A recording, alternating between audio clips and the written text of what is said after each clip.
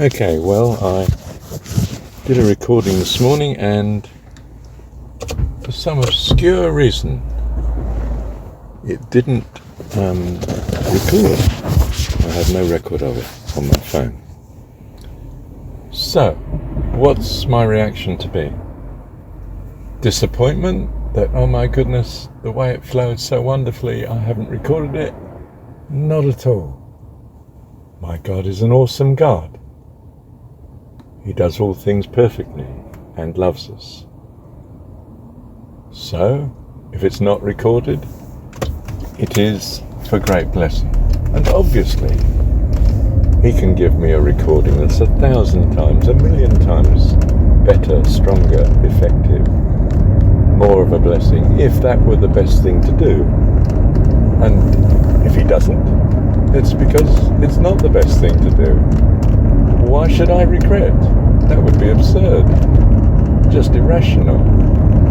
So this is what it is to live according to these particular beliefs. Now you might think they are hopelessly impractical.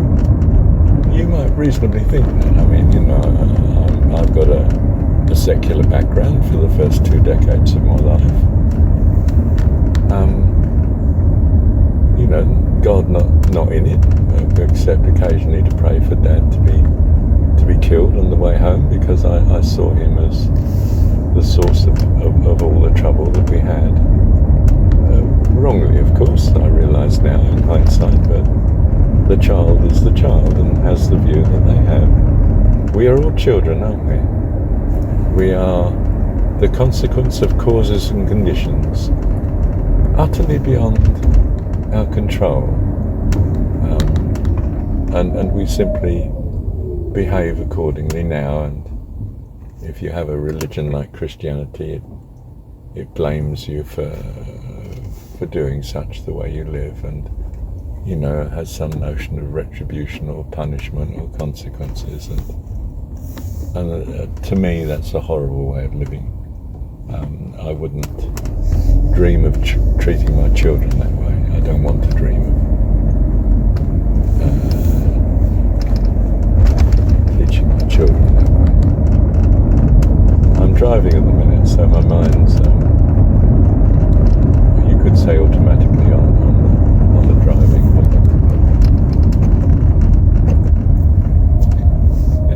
But there's an older lady.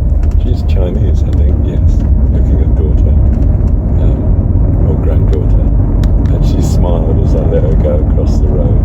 I slowed down, let her cross, I mean, simple things, aren't they? But a way of saying to people, strangers, complete strangers, we may be strangers, but you matter to me, another stranger. And wouldn't it be fantastic if we lived in a world where strangers always cared about others, all others? And you say, well, that's a fanciful idea. Yes, I'm not saying it's true. I'm just saying that's what I value, and that's what I'm going to live according to, because that is my joy. Why do I find joy in that? I have no idea, but I'm flying. I'm overcome with joy and happiness, living in this, what the world would see as a complete fantasy cuckoo land. I mean, to give you an example, because I think it's relevant, I would say the Jesus story. Not Jesus' history, the story of Jesus.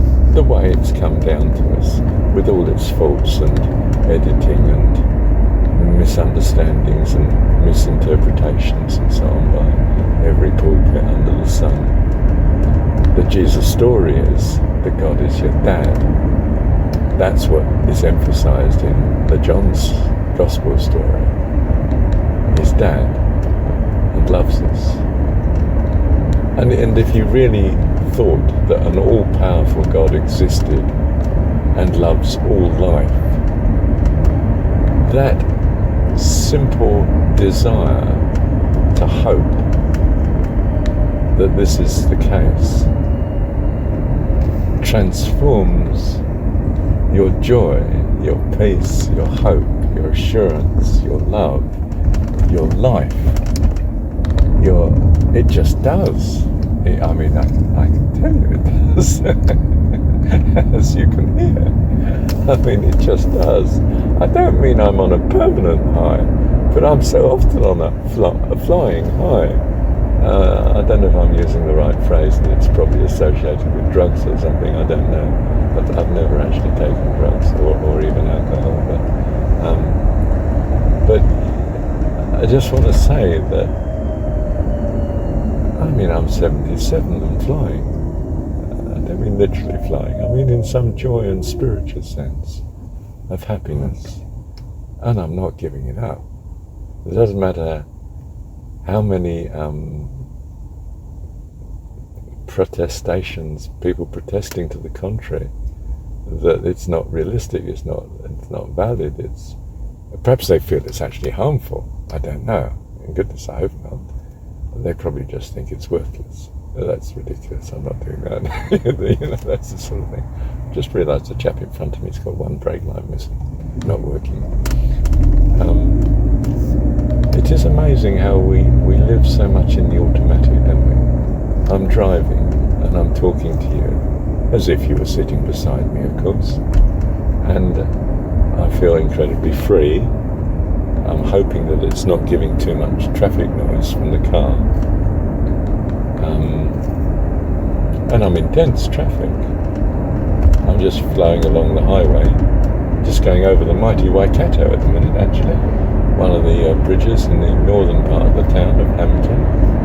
And it's just a nice morning. It's going to be a nice summer day. Summer in New Zealand can be really nice.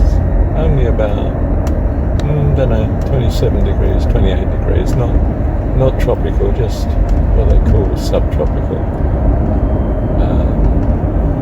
A lovely country to live in. And of course I'm just rejoicing that I live where I do.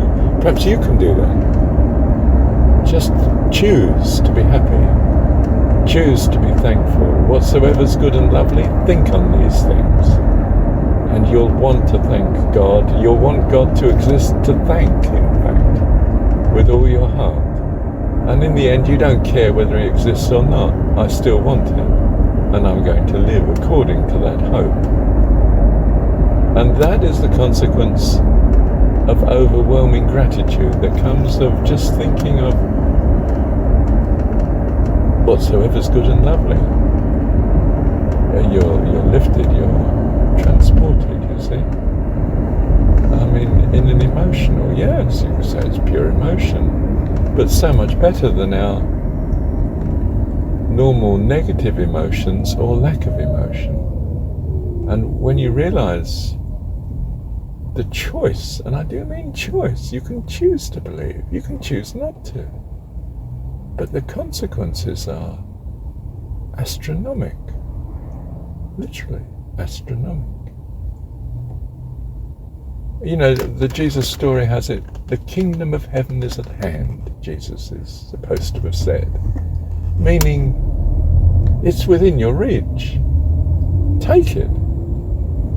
You know, he says in John 17, the prayer where he's praying for his followers, he says that this lovely God that we would call Heavenly Father, not the Hebrew God at all. He argues with just about all the religious people. He says it's not like your Old Testament God. He's a dad, a loving dad. Your dad, creator of all.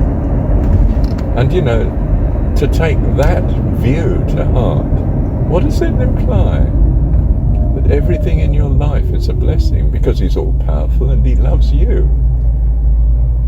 And you say, yes, but the world's not like that, is it, Marshall? There's horrendous evil out there. I mean, and then they list all the evils of the world and are dragged under by simply the preoccupation of the mind. Well, I control the mind, not someone else control it, not a sad, unhappy world controlling it, not a media control. And you would say, well, yes, but yours is no control at all. You're away with the fairies. yeah, they're my fairies. They're very nice to know. Would you like to meet them? I mean, I'm almost saying that, aren't I? You know, would you like to meet my God? No, thank you. I'd rather do without him. Really? Are you mad? No, I just don't think it's practical. I don't think it's a reality.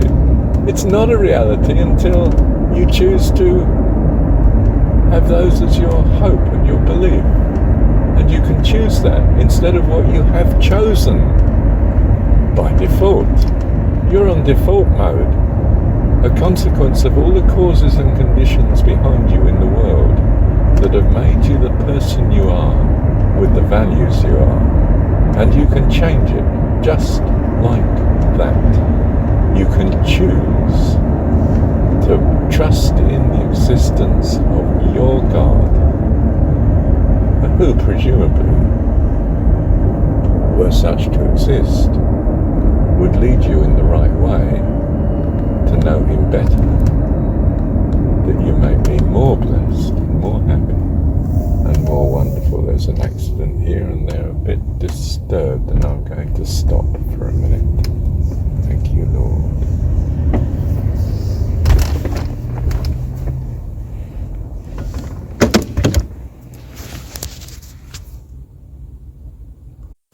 Okay, well, it was for more than a few minutes, and one had gone in the back of a chap had gone in the back of a lady and a daughter.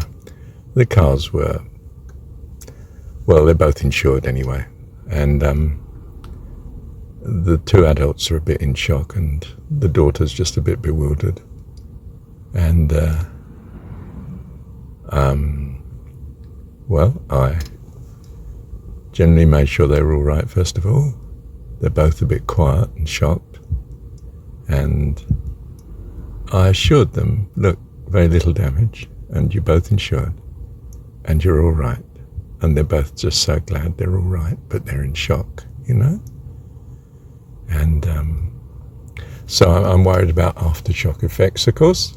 I'm working in an emergency, a minor emergency, but I'm aware of God with me, and I'm there at the right time, at the right moment, the right person.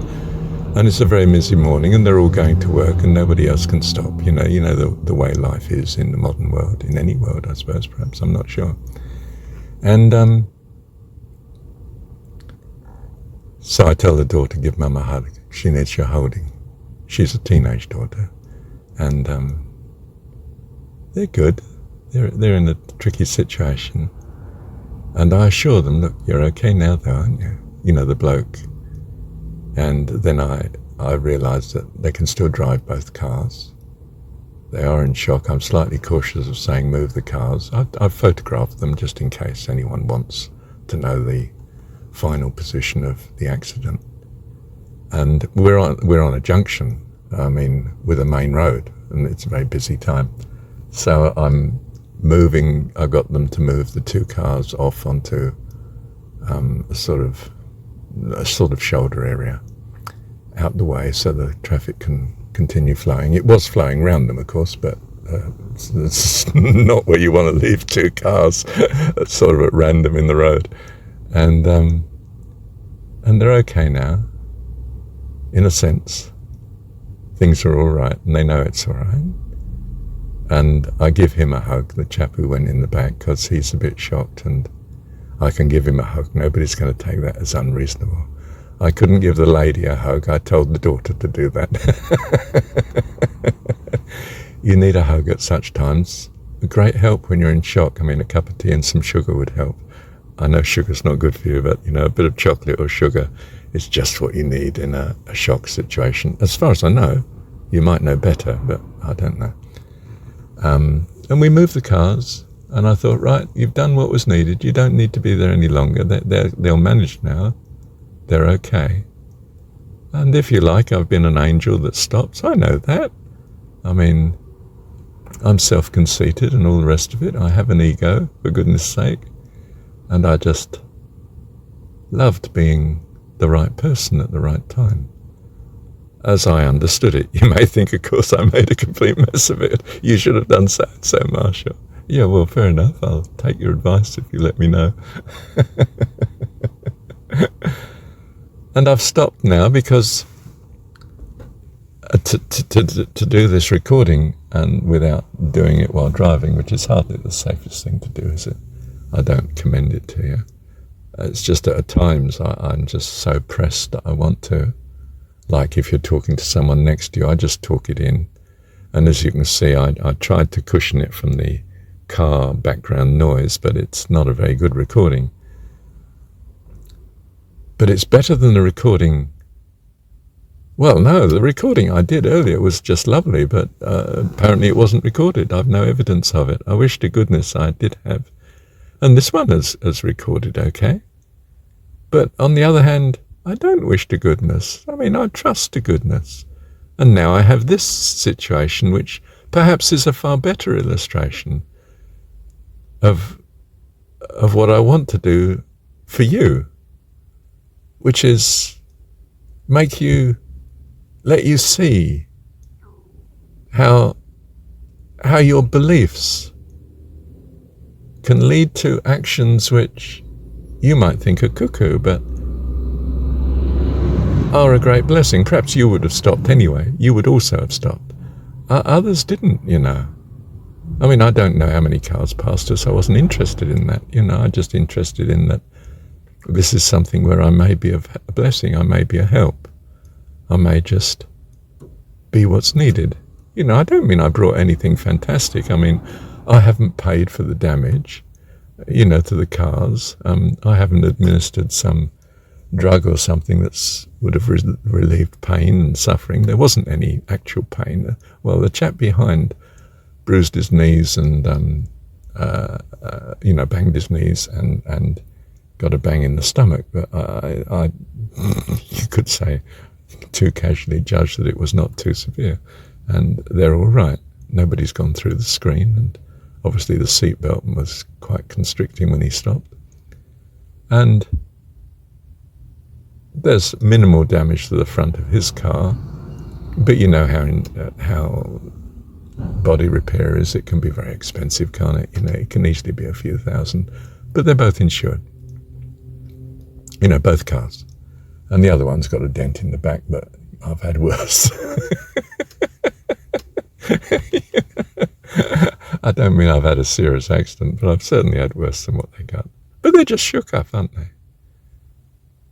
But you know, if the world rushed to your rescue every time you needed rescue, wouldn't that be lovely? Wouldn't that be just such a blessing?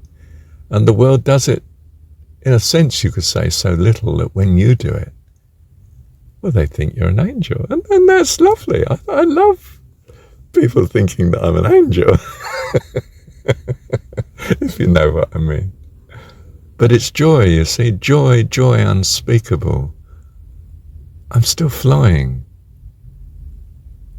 in the assurance of my God. And you think, but this is ridiculous, it's make-believe. You're no different to things that, you know, it's not hard reality, material universe. No, it's not, is it? But look at the effect on your spirit, which is not hard material either, is it? You are not the body. Anybody could tell you that. Well, in a way you would think, but I'm not sure as the secular really believe that. They think they are the body. I'm not sure. They're certainly desperate to hang on to it anyway. But then so are the religious. I'm not sure as they don't believe very often what they echo and repeat and recite. It's someone else's God. You know, the churches, the states, the nations, their parents, not their God. If it were their God, you'd see the transformation on their life. If they were throwing their all into loving and trusting in their view of what God should be from their view, they'd be flying. Well, unless their God is horrific. I mean, I don't think so. I mean, most people have the same needs and desires and wants in a broad sense. You know, they want life, they want freedom from pain and suffering, they want joy, they want peace, they probably want family and loving friends and good neighbours and a kind employer and lovely people. They would much, much, much prefer that. Oh, we've got a lot in common then, haven't we? And if we haven't, we know that's what they need to want, to be happy, not alone in sorrow, pain, suffering, loneliness, fear, lack of reason for living, no purpose, really, just I'm not going down that road to describe it any further. I should stop, shouldn't I? Whatsoever is good and lovely, think on these things. Your joy will increase. Your hope will increase dramatically. Your trust, your peace, your love, your delight, your life, fullness of life. You start to envisage life eternal, your life and the life of all. Who would not truly want something of this order? Why not choose to believe in that instead of anything that's less? It would be madness, especially when you start to experience the consequence of holding such a view. You're flying. I mean, when I'm worshipping, when I'm singing, and perhaps that's why that previous recording was not recorded. I mean, I started with what was really a Christian modern song, and I sang another one at the end of it, or near the end, I think, and that puts some people off. They just think, oh, that's religion. I don't want religion. I don't want religion. Oh, nor do I, but I have found that religion's worship could be fantastic. I suppose I first experienced it when I heard Gregorian chant. And I suppose I had the Hollywood sort of type view that this was monks and they were worshipping some other worldly. And there was something hauntingly lovely about Gregorian chant to me. I wasn't religious, but there's something about that devotion that called out to my soul, if you like. Yeah. But anyway, I found too, when I was in the Pentecostal church for some years, that the fullness of worship, sort of worship where a congregation will sing for 3 hours, not interrupted, thank goodness, by a sermon or talk or prayers or anything. They would just sing, and they all knew their own songs, of course, and their worship team could accommodate was devoted to such a time of worship. And I could transcend in the worship. I mean, it's the only word I can sort of find fitting, that the love of God would come over me, and I mean God's love for us and our responding love for Him. You could say it's all your imagination. Yeah, it's fantastic, man. It's joy unspeakable, full of glory, standing in thy presence, O Lord. If you see God as your God, a lovely heavenly dad or divine mother or dearest friend, creator of all, who values and loves all that is, there's no blame here, there's no sacrifice, there's no payment to be made. There's life, fullness of life, joy, peace and happiness, hope, loving kindness, endlessly. Life without end, life eternal. In the imagination. But see how your imagination transforms your whole being into something unutterably wonderful. And a man of words like myself, of course, attempts to convey such. But it's just an attempt.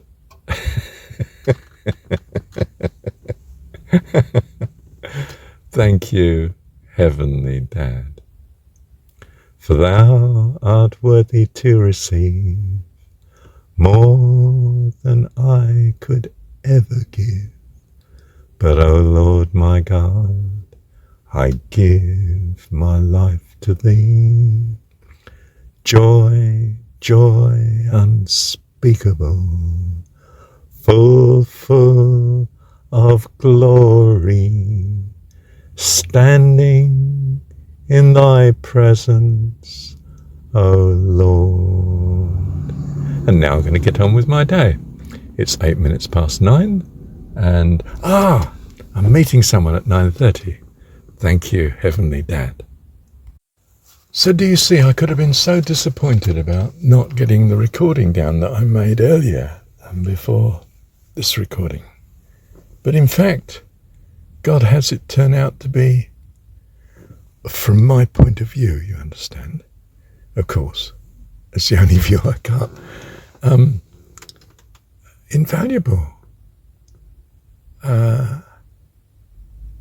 In some sense, brought a reality into what I was saying, whereas before you just heard this nutter who's presumably a religious fanatic.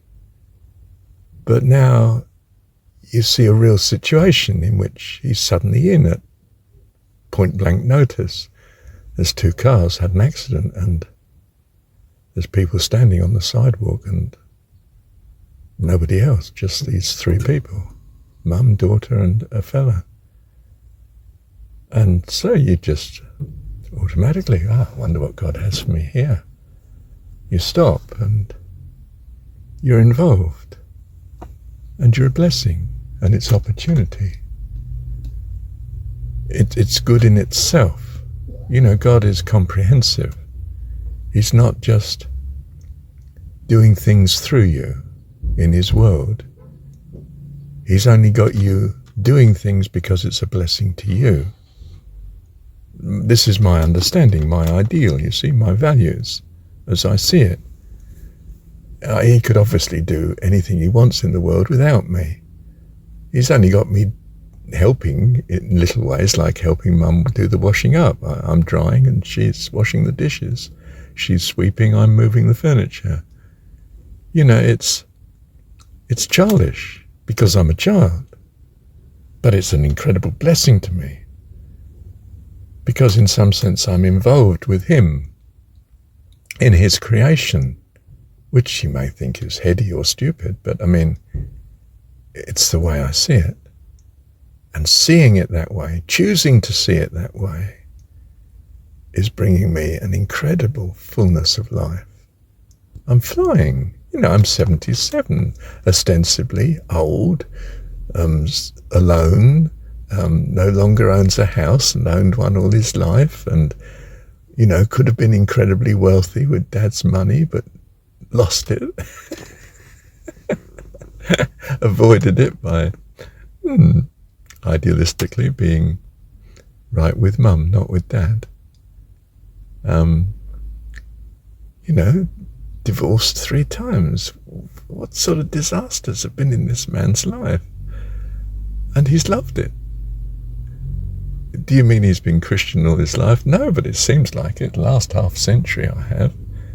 I wouldn't say Christian. Christian's just a useful tag. I mean, the Christians won't own me, of course. I don't have their theology of, you know, sacrifice and atonement and judgment and condemnation and heaven and hell. I'm not running that. I'm just not running that view of life. And I actually think, of course, that I'm running a Jesus view, because when I read, like John's Gospel, I don't see that religion at all. Where the hell did they get it from? Because it's a hell of a religion compared to my hope and trust. And I've not got that entirely from the Jesus story. Don't think that. I mean, I've been greatly influenced, as perhaps you know, by reading Paramhansa's autobiography when I was 24.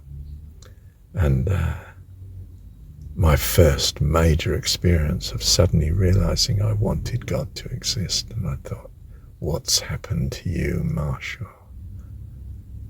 You actually want God to exist. And I realized that that was the great difference that had come upon me. Not of my own creating, perhaps be a consequence of my longing, but I certainly hadn't framed it in terms of God. But reading the autobiography, which is not an autobiography, it's an account of all these wonder workers that Paramahansa catalogues in his life, including himself, of course, although he doesn't really talk much about himself. It's not an autobiography in that sense. But you realize he must have been quite some person. I don't wish to worship man, of course, I don't do that. Call no man teacher is the teaching of Jesus. You say, but then that's seeing him as teacher, isn't it?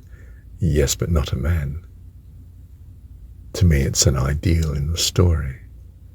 He's the hero that may commend itself to you, may not.